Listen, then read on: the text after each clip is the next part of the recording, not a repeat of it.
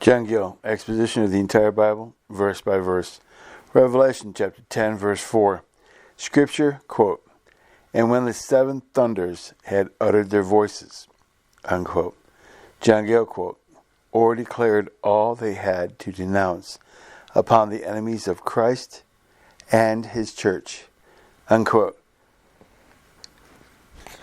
Scripture, quote, "I was about to write," unquote. John Gill, quote, "John taking particular notice of what they said and believing it might be for the advantage, comfort, and support of the Church of Christ under its suffering circumstances to be informed of what God had in reserve among the treasures of his wrath for their adversaries, was going to put it down in writing that he might retain it and the better communicate it in obedience to the order given him."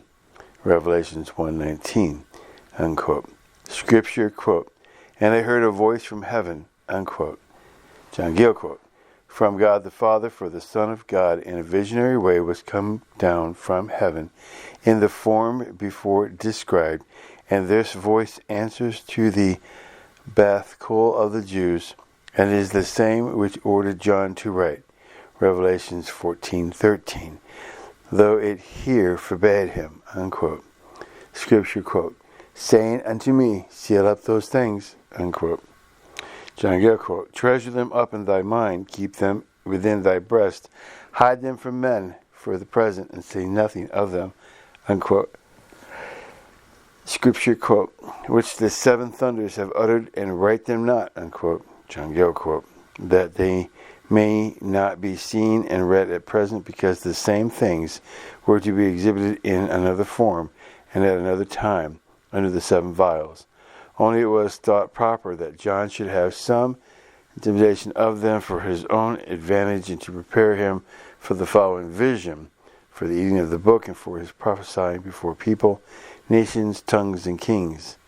Mr. Daubuz, D-A-U-B-Z, is of opinion that by these, quote, "seven thunders," unquote, are meant seven kingdoms which have received the Reformation and established it by law within their several dominions, whereby the doctrine and worship of the Reformers are become the established religion there, and the laws by which it is established are the voices uttered by those supreme authorities, and they are these: number 1, the German princes, making one republic; number 2, the Swiss cantons; number 3, Sweden; number 4, Denmark with Norway; number 5, England and Ireland; number 6, Scotland; number 7, the United Provinces of the Netherlands.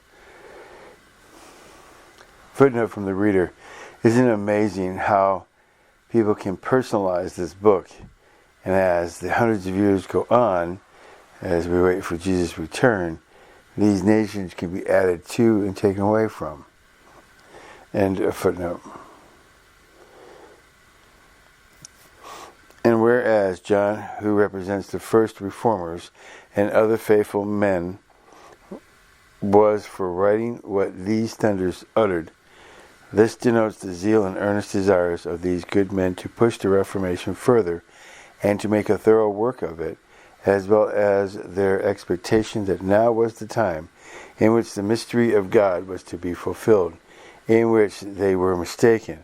Wherefore John is bid to seal up these things and not write them, which shows the progress of the Reformation was to be stopped from doing fully what the first reformers were prompted to by the supreme powers which encouraged them, and that by the opposition of the other temporal princes, it not being the will of God that the glorious state of the Church should arise from these thunders and be built on their laws and establishments, and suggest that this is not the time in which, nor these the ways and means by which the mystery of God will be finished, which will not be until the seventh angel has sounded his trumpet."